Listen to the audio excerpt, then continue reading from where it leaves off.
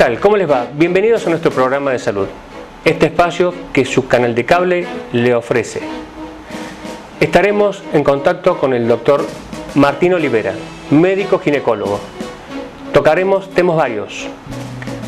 Control ginecológico en la mujer adulta, control ginecológico en la adolescente, embarazos en la adolescencia. Estos y otros temas desarrollaremos. Comencemos el programa.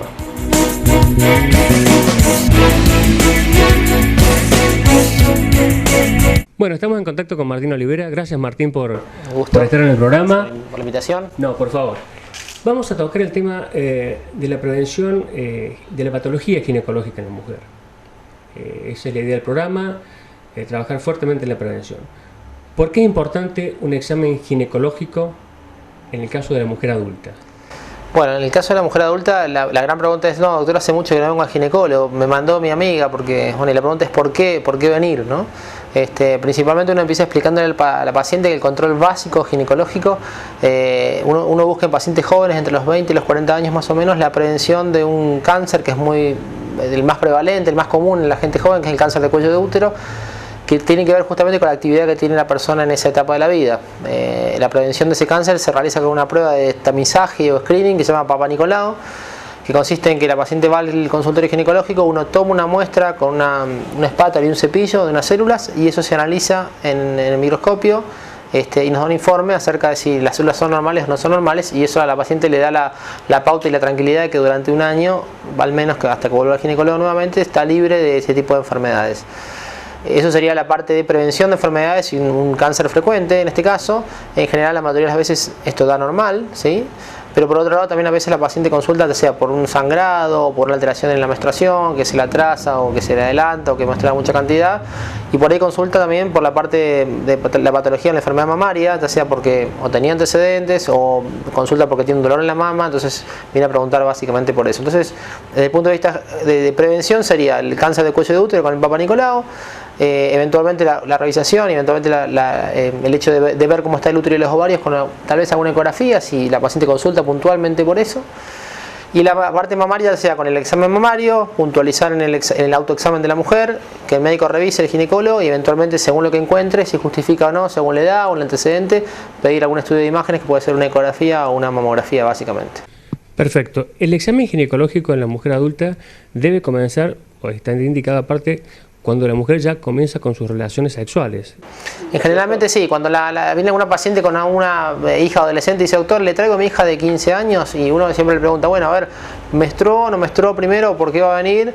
¿Empezó a tener relaciones o no? En general, lo que hablamos es justamente buscando esta prevención del cáncer de cuello. Uno le avisa a los pacientes que habitualmente después de un año de relaciones sexuales convendría hacer el primer control ginecológico desde el punto de vista de prevención, o sea, del Papa Nicolau y demás. La consulta adolescente, por ahí puede ser que uno siempre dice, si el adolescente está cómodo con su pediatra, ¿sí? Por ahí puede continuar con el pediatra mientras no tenga relaciones sexuales eventualmente, y cuando ya se siente incómoda, sobre todo la mujer se siente incómoda, por ahí ya viene el ginecólogo, sea o bien porque ha tenido relaciones sexuales o bien porque quiere tener asesoramiento sobre la planificación familiar y el uso de métodos anticonceptivos o no, o eventualmente si tiene algún síntoma muy particular, que sea mucho dolor menstrual o mucho atraso menstrual y la madre o ella misma viene a consultar por eso. Pero en definitiva es decir, a partir de las relaciones o eventualmente buscando algún asesoramiento de reproducción y eventualmente algún síntoma puntual. Perfecto.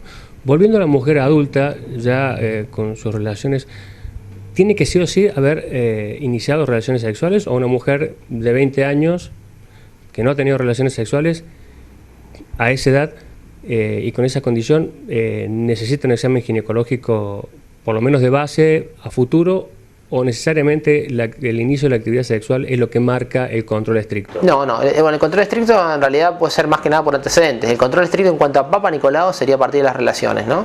Y con respecto al antecedente del paciente, en realidad la paciente podría no ir a hacer un Papa Nicolau, pero podría ir a consultar por alguna cuestión de alteración del ciclo, algún dolor mamario o antecedentes o inquietud por preguntar porque algo está de moda, o alguna actriz como está confiesa o demuestra que es posible luchar contra el cáncer de mama o lo que fuera. Entonces la paciente dice, tomo conciencia, había alguien importante, voy al ginecólogo. Entonces no necesariamente el hecho de haber tenido relaciones o no es para que la paciente venga, sino eventualmente justamente para la prevención de otras patologías que puede ser la patología mamaria o la patología de útero y ovarios, quedando exento del cuello en ese caso. Claro, está claro, está bien que digas esto, porque volvemos a lo mismo. En el programa, cuando charlamos de todo, siempre, independientemente de la especialidad, la anamnesis y la historia familiar es fundamental para lo que necesita ese paciente como estudio preventivo de acuerdo a la especialidad que uno trate. Y en este caso, como vos decís, esa mujer puede tener 20 años, no haber tenido relaciones, pero tener antecedentes fuertes de cánceres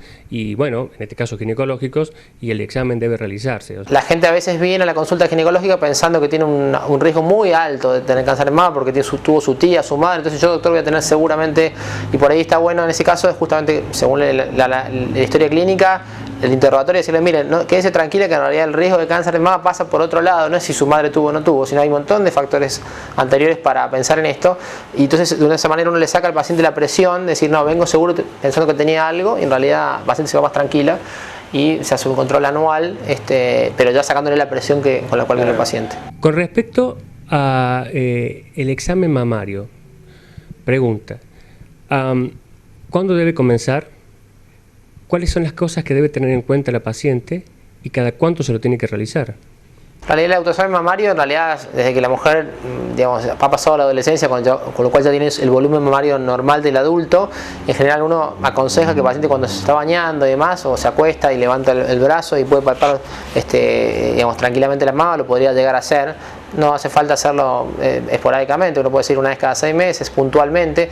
El punto es que, bueno, en realidad más de una vez hay pacientes que vienen preocupados porque palparon algo y en realidad el autoexamen es bueno por un lado, pero en realidad tiene mucho lo que se llama falsos positivos. Así, pacientes que palpan algo y dicen, no, en realidad palpé, doctor, vengo, y en realidad después resulta que no era nada. Pero es bueno para que la paciente esté atenta, por lo menos a su examen. Igual que la consulta ginecológica, uno hace un examen mamario una vez por año y eventualmente, en algunos casos hoy en día, como el estudio de las imágenes, que tenemos esa gran ayuda hoy en día, por ahí también pide como para apoyarse un poquito más, ¿cierto? Dos cosas. Con respecto al examen mamario, al autoexamen mamario, ¿hay algún momento del ciclo menstrual que es más conveniente hacérselo porque es más fácil?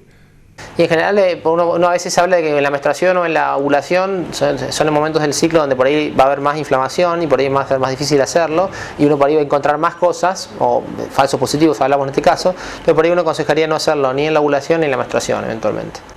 O sea que cuando pase el ciclo menstrual, ese sería el momento ideal, exactamente. Perfecto. Y con respecto a las imágenes que vos hablabas del complemento de la mamografía, estás hablando de la ecografía mamaria.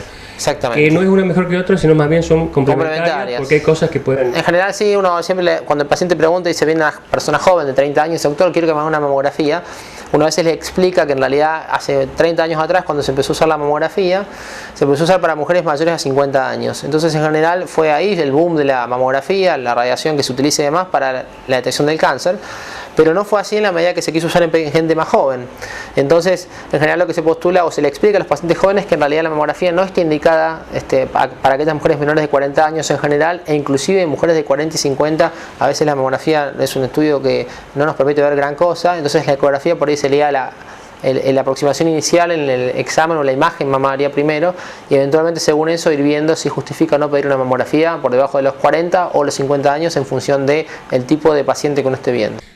La mujer entrada en la menopausia, ¿qué controles no debe dejar de hacerse y qué intensidad debe tener su control ginecológico? ¿Anual? ¿O a qué síntomas le tiene que dar más importancia a la paciente? Bueno, llegada a la menopausia, la paciente pregunta siempre en realidad cuál les va a hacer, si va a cambiar su control anual, qué le va a cambiar, si puede evitar hacer el Papa Nicolau, que es lo que a la mujer le molesta mucho, ¿sí?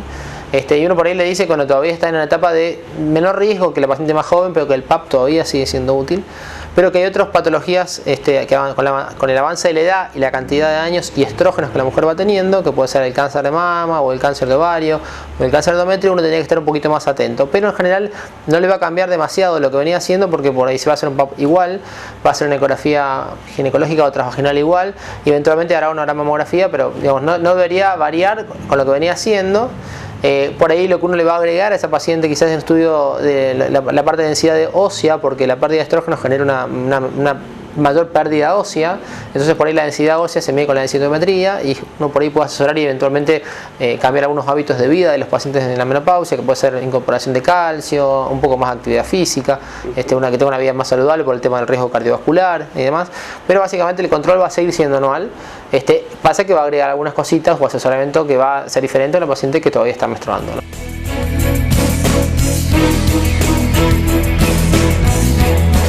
CEPRIMED, Centro de Diagnóstico y Tratamiento de la Enfermedad Cardiopulmonar. Dr. Jorge Luis Álvarez, especialista en cardiología, ecografía cardíaca y vascular. Doctora Andrea Fabiana Guerrero, especialista en clínica médica y neumonología. CEPRIMED, espirometría, test de marcha, poligrafía, cesación tabáquica, pico flujo, saturometría, PIC-MEX, PIC-MAX, ecodoppler cardíaco y vascular. Estrés, ejercicio y farmacológico, holter cardíaco, holter de presión. CEPRIMED, Centro de Diagnóstico y Tratamiento de la Enfermedad Cardiopulmonar. Mitre 787, teléfono 444-1006. One, two, three. Baby, love never felt so good, and the night is gonna be just fine. Gotta fly, gotta see, gotta be, I can't take it, 'cause baby, love never felt so good, so Señor abonado, ante una tormenta eléctrica, desconecte su TV y decodificador del tomacorriente, como así también desconecte el cable con el cual se le provee la señal de TV.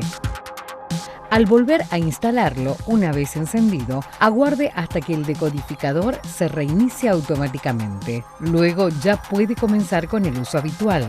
La empresa no se responsabiliza de los daños ocasionados. Su canal de cable. Le recordamos los lugares habilitados para abonar su factura. Banco Superville, Cobro Express, Pago Fácil y nuestra nueva oficina ubicada en el supermercado Ayelo de la ciudad de Juana Coslay.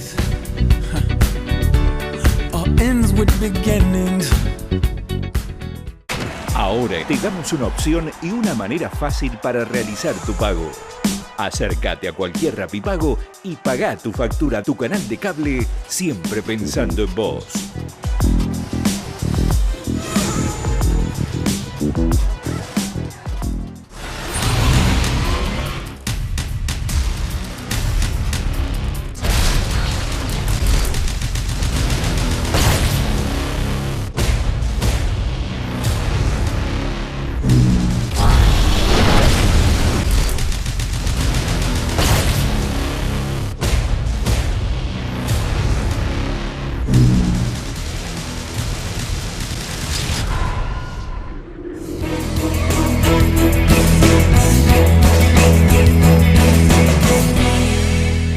Y ahora vamos a la última etapa de la vida, las personas de la tercera edad. ¿Necesitan la mujer de la tercera edad un control ginecológico, no regular, o hay alguna cosa que tengan que esperar y a partir de ahí hacer el control? En general las mujeres por encima de los 65 años, entre los 60 y los 70 años, lo que se postula a veces es que una paciente que venía sin patología y se hace Papa Nicolau y tiene 3 PAPs consecutivos, puede a partir de los 65 o 70 años dejar de hacer el Papa Nicolau, ¿sí? Y sí, en realidad lo que va a consultar al ginecólogo, ya sea por un estudio de imágenes de mama o eventualmente para evaluar la parte ovárica. Y una consulta que por ahí se hace más incipiente en esa edad es la parte de la parte urinaria, o sea, el tema de las incontinencias de orina, los prolapsos y demás, que va a ser más puntual. Pero lo que es la prevención, básicamente, es decir, uno podría dejar de hacer un Papa Nicolau a los pacientes de arriba de 65 años, si ha tenido todos negativos los últimos 3 años, pero continuaría con la parte de prevención de cáncer de mama, de ovario y útero, ¿cierto? Y la parte, bueno, de la densidad ósea, obviamente, claro, porque es más, arriba de los 65 años, el riesgo de fractura de cadera aumenta, entonces ahí tenemos que focalizar aún más todavía eso, ¿no? Bien. Y por ejemplo, en la mujer menopáusica o en la mujer de la tercera edad, se supone que ya la mujer no menstrua y por ahí tener sangrados circunstanciales, porque son datos muy importantes a tener en cuenta no necesariamente porque haya una patología maligna, pero sí que no demorarse el control. Exactamente, porque hay gente que por ahí tiene esa edad y dice, no, sí, menstrué, yo pensé que menstrué de vuelta, doctor. En realidad la pauta clásica es paciente menopáusica que no menstrua hace un cuánto tiempo, no debería menstruar. Cualquier sangrado debe ser que consulte rápidamente al médico, básicamente ¿por qué? Porque uno habrá que evaluar. La mayoría de las veces eso no va a hacer nada, eso se evalúa con una ecografía, se debe a una cuestión de atrofia del endometrio, sequedad del endometrio que genera sangrado, pero bueno, justamente eso es lo que, como siempre yo le digo a las pacientes, es muy fácil ir a buscar lo fácil en medicina, lo importante es descartar lo difícil para después quedarse con lo más sencillo. Entonces la paciente debe consultar, no es muy difícil lo que hay que hacer, un estudio de imágenes, descartamos lo raro y la paciente se queda tranquila. Perfecto. Y esto que vos decías, y que estamos tratando de que le queda a las mujeres, a la gente en particular, que el tema de la prevención en la parte ginecológica, el control temprano hace que se detecten patologías que pueden ser malignas, pero que detectadas muy precozmente tienen una curación básicamente del 100% en la gran mayoría de los casos. Sí, por supuesto, hace 30 años atrás cuando uno hablaba de cáncer de mama, claro, descubríamos cánceres avanzados porque bueno, la paciente no consultaba tarde o por ahí no se hacía una mamografía. Hoy en día en realidad justamente con estas maniobras de prevención se ha logrado disminuir un 25% el riesgo de cáncer de mama. Ha aumentado yo diría un 50% de la detección temprana de cáncer, aunque después uno detecta un cáncer que por ahí no era invasivo ni nada, pero que en realidad implicaba otro concepto. Entonces, si uno hace un diagnóstico precoz, el tratamiento es completo, la remisión y la curación hace que la paciente vuelva a tener su riesgo de base, ¿sí? Entonces la importancia del control anual es realmente hay que enfatizar en eso y hay que consultar, porque las pacientes que en realidad no se curan de los cánceres hoy en día son aquellas que tal vez consultan muy tarde, muy avanzado, ¿sí? Y no le da de importancia. Es importante recalcar el tema del diagnóstico precoz para tener una terapia efectiva y que el paciente vuelva a su normalidad.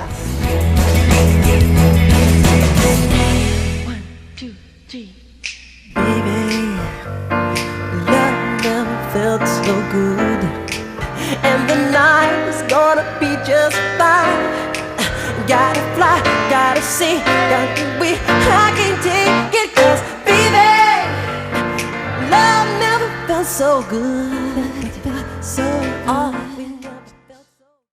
CEPRIMED, Centro de Diagnóstico y Tratamiento de la Enfermedad Cardiopulmonar. Dr. Jorge Luis Álvarez, especialista en cardiología, ecografía cardíaca y vascular. Doctora Andrea Fabiana Guerrero, especialista en clínica médica y neumonología. CEPRIMED, espirometría, test de marcha, poligrafía, cesación tabáquica, pico flujo, saturometría, PIC-MEX, PIC-MAX, ecodoppler cardíaco y vascular. Estrés, ejercicio y farmacológico, holter cardíaco, holter de presión. CEPRIMED, Centro de Diagnóstico y Tratamiento de la Enfermedad Cardiopulmonar. Mitre 787, teléfono 444-1006. Señor abonado, ante una tormenta eléctrica, desconecte su TV y decodificador del tomacorriente, como así también desconecte el cable con el cual se le provee la señal de TV. Al volver a instalarlo, una vez encendido, aguarde hasta que el decodificador se reinicie automáticamente. Luego ya puede comenzar con el uso habitual. La empresa no se responsabiliza de los daños ocasionados. Su canal de cable. Le recordamos los lugares habilitados para abonar su factura. Banco Superville, Cobro Express, Pago Fácil y nuestra nueva oficina ubicada en el supermercado Ayelo de la ciudad de Juana Coslay.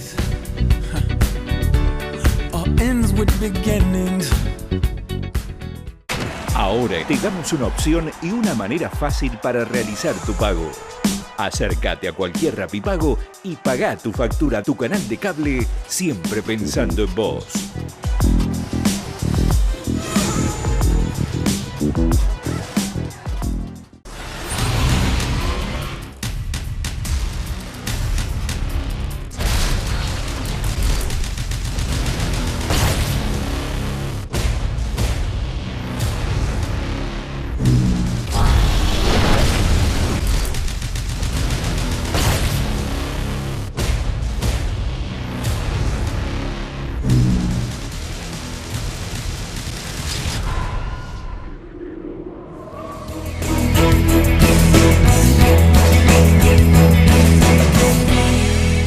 Te llevo a otro tema ahora, el embarazo en la adolescencia. En las últimas estadísticas del año pasado, casi un 20% de las adolescentes en Argentina estaban con embarazos tempranos, digamos. ¿Cómo ven ustedes este tema? ¿A qué le atribuyen este tema?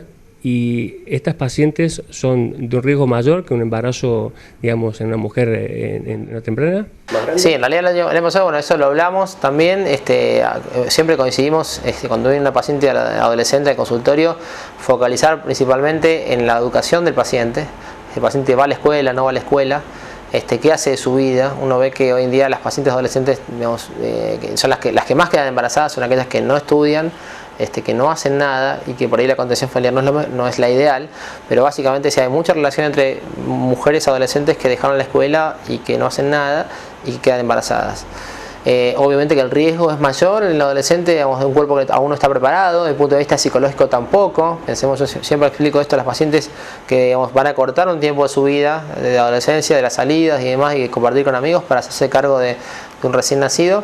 Y en realidad eso a veces quizás la personalidad no está preparada aún para eso. Entonces uno tiene que focalizar en esto, es decir, que la paciente no deje la escuela, planificar, y alguna vez lo hemos mencionado también, asesorar sobre si el sexo es bueno y es lindo, pero hay que saber tenerlo de forma responsable, que está demostrado que mientras más tarde se empieza a tener relaciones sexuales hay menos riesgos de enfermedades, hay menos riesgos de embarazo. Entonces focalizando eso, y eso es educación plenamente.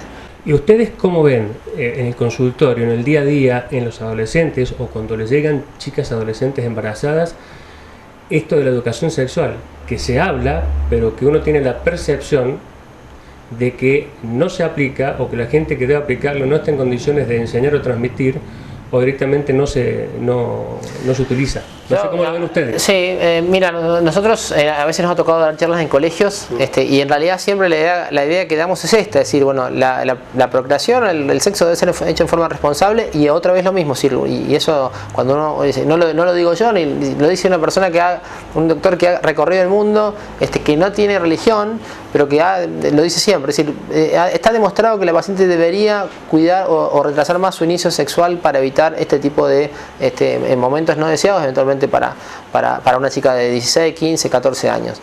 Y lógicamente me parece que en algunos casos las personas que empiezan a dar las charlas focalizan o empiezan por otro lado, es decir, por ahí quizás por la libertad de la persona, y entonces en ese caso una persona que está en crecimiento y que la personalidad se está formando y a veces no puede discernir completamente y cómo le bajan un mensaje. Entonces me parece que desde mi punto de vista particular eso es opinable, me parece que la cuestión debería ir por otro lado, ¿no? En esta reunión que tuvieron el año pasado en relación a embarazo adolescente, con los expertos que estuvieron, ¿cuál fue la conclusión de ese simposio que ustedes tuvieron? La realidad era, por un lado, en hacerle entender a las pacientes que en realidad hay un momento para la reproducción ideal, que es entre los 20 y los 35 años, ¿sí? Que por debajo o por encima de esas edades, bueno, ya sea por un lado la personalidad de un cuerpo todavía no está preparado, y por encima de eso, en realidad la calidad y la ovulatoria y reproductiva del organismo empieza a decaer. Entonces hay que focalizar en esa etapa reproductiva de los pacientes, evitar el embarazo adolescente, ya sea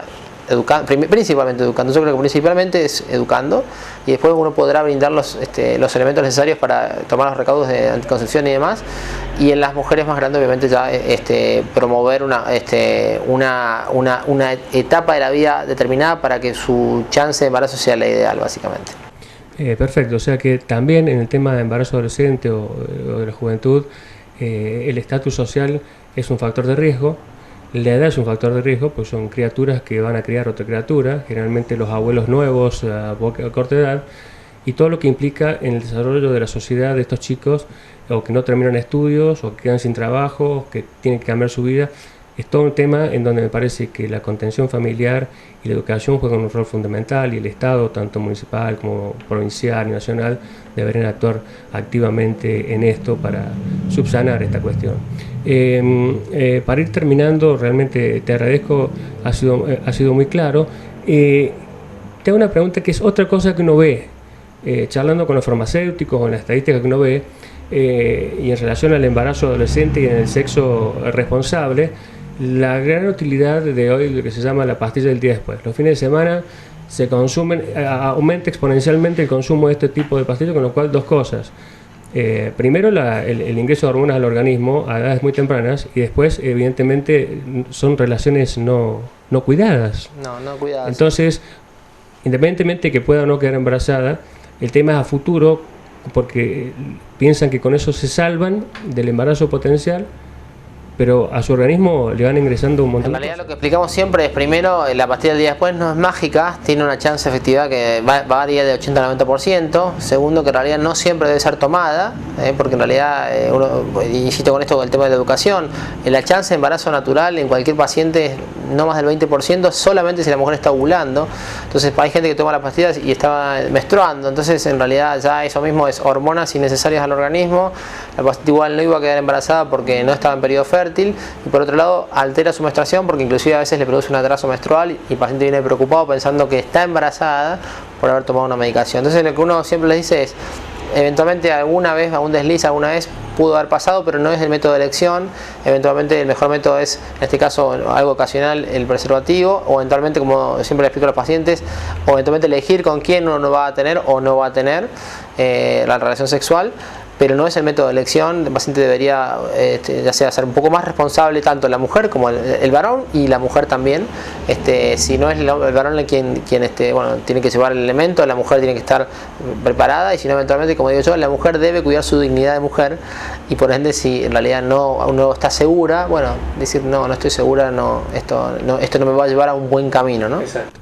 Y la última pregunta, que cuando las televidentes y la gente, las mujeres que saben que está el programa, que te pregunte el tema del sildenafil para la mujer, el símil sildenafil de la mujer, en mi opinión y por lo que he leído es más una bomba de humo que otra cosa. Me gustaría que vos les explicaras. En realidad hace tiempo atrás, esto no es de ahora, sí. Hace como 7 o 8 años atrás hay trabajos que usaban sildenafil para mujeres jóvenes entre 35 y 40 años.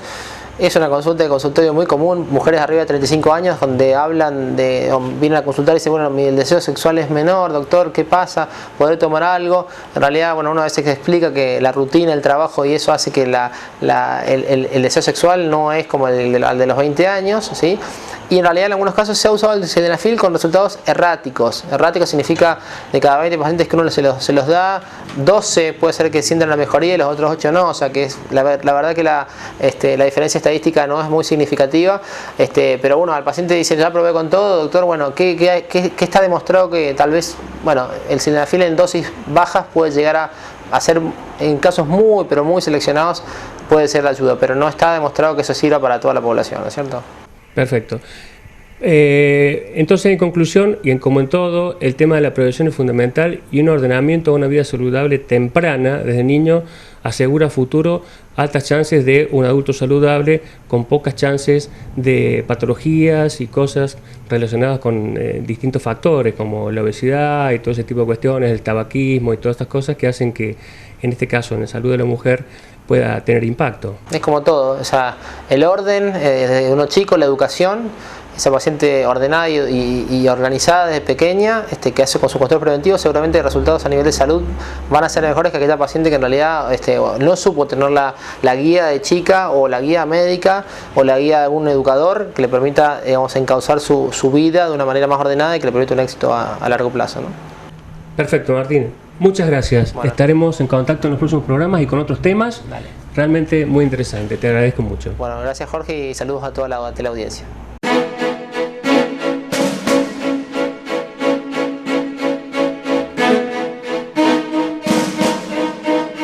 Muy bien, hemos llegado al final de un nuevo programa. Recuerde, la prevención en la patología ginecológica es fundamental. La consulta temprana con su médico de confianza, no subestimar los síntomas, es fundamental para llegar temprano al diagnóstico y tratamiento de las enfermedades que aquejan a las mujeres y que pueden solucionarse rápidamente y en forma contundente. En el caso de las adolescentes, consultas tempranas como se sugieren, una interacción y consulta con los padres, dialogar y una educación sexual adecuada son fundamentales para prevenir embarazos no deseados y una salud ginecológica adecuada para esa niña. Recuerde, todas estas cosas son fundamentales para una vida saludable, para una mujer saludable. Nos vemos el próximo programa.